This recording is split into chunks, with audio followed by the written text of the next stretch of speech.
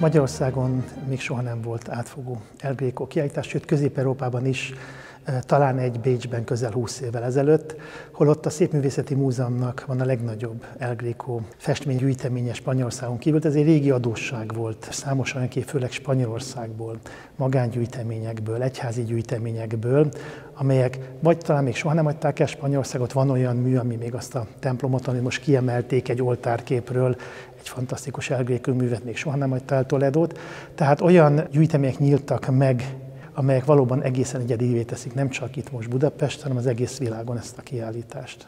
Krétai születésű művészről van szó, aki a bizánci művészet hagyományai befolyásolnak leginkább.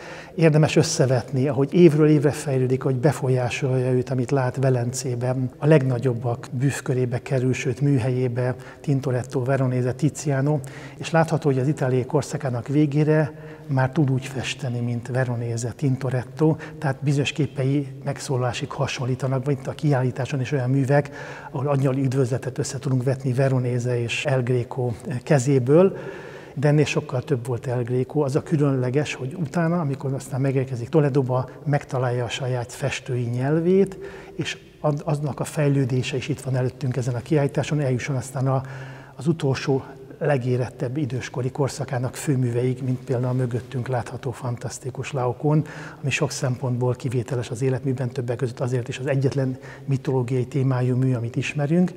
Nyugodtan mondhatnunk, hogy teljesen expresszionista kifejezésmóddal dolgozik. Ez a színkezelés, alakformálás, ezek a megnyújtott alakok különösen, ezen a képen, a mögöttem lévő Laokonon már nem egyszerűen csak megnyújtott, de itt már egészen olyan mozgalmas a kép, annyira különlegesen, erőteljesen expresszív.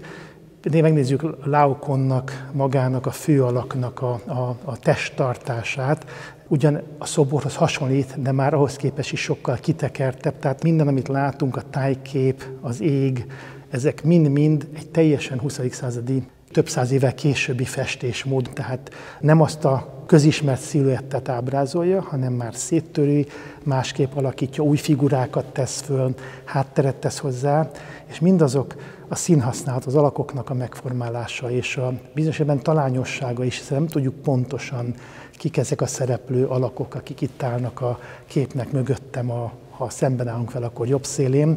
Tehát olyan modern a kép megformálásában, mai szemünkkel látva, annyira 20. század elejé expresszionizmust idézik, amely teljesen szokatlan a maga korában. Senki nem folytatja igazán ezt a hagyományt, amit Greco jelent, és aztán ne is felejtik, hogy aztán a 20. század elején észrevegyék, hogy mennyire modern. Nyilván nem másolták, de mégis olyat láttak a 300 évvel ezelőtti Grecoban, amit beépítettek a saját művészetükben, tehát az expresszionizmusnak az egyik forrása, tudottan és nyilvánvaló Greconek ez a kései utolsó nagy életkorszaka.